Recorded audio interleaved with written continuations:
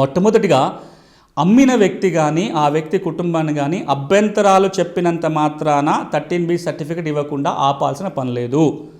అభ్యంతరాలు చెప్పితే దానికి పూర్తి ఎవిడెన్స్ ఆధారాలతోటి అభ్యంతరం చెప్పినట్లయితే 13B సర్టిఫికేట్ ఆపాలి. కానీ ఊరికే అభ్యంతరం చెప్పినట్లయితే తహసీల్దార్ గ్రామంలో విచారణ చేసి గ్రామంలో ఆ పొలం చుట్టుపక్కల ఉన్న రైతుల స్టేట్మెంటు, గ్రామ పెద్దల స్టేట్మెంటు ఆధారంగా 13B సర్టిఫికేట్ జారీ చేయొచ్చు. అభ్యంతరం చెప్పినంత మాత్రాన సర్టిఫికేట్ ఇవ్వడం ఆపాల్సిన పని లేదు. ఒకటి.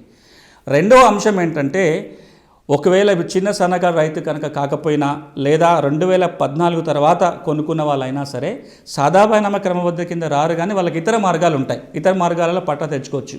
ఏంటా ఇతర మార్గాలు?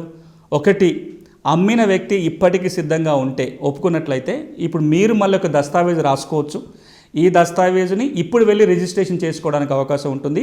ఇప్పటి స్టాంప్ డ్యూటీ, ఇప్పుడు రిజిస్ట్రేషన్ ఫీ చెల్లించి ఇప్పుడు రిజిస్ట్రేషన్ చేసుకోవాలి. ఒకవేళ అమ్మిన వ్యక్తి ఇప్పుడు రిజిస్ట్రేషన్ ఇష్టపడకపోతే, అమ్మలేదని చెప్పడంలో ఏదైనా వివాదం ఉన్నట్లయితే కనుక సివిల్ కోర్టుకు వెళ్ళాలి. టైటిల్ డిక్లరేషన్ సూట్ వేసుకోవాలి. ఆ భూమి మాది అనే ఒక డిక్లరేషన్ కోర్టు ద్వారా తెచ్చుకోవాలి. కోర్టులో కేసు వేస్తే అవతల వ్యక్తులకు నోటీసులు వెళ్తుంది. కోర్టు కనుక మీరు కొనుగోలు చేశారనే నిర్ధారణకు వచ్చి ఆ భూమి మీకు చెందుతుంది అని ఒక తీర్పు కనుక ఇస్తే ఆ కోర్టు తీర్పు మేరకు కూడా రికార్డులో మార్పు చేర్పులు చేస్తారు. ఈ రెండు అవకాశాలు ఎప్పుడైనా ఉంటాయి. అంటే ఇప్పుడు రిజిస్ట్రేషన్ చేసుకోవటం కావచ్చు, లేదా సివిల్ కోర్టుకు వెళ్ళి ఒక డిక్లరేషన్ ఆర్డర్ కనుక తెచ్చుకున్నట్లయితే ఆ ఆర్డర్ మేరకు పట్టాలు వస్తాయి, రెవెన్యూ రికార్డులో మార్పు చేర్పులు జరుగుతాయి.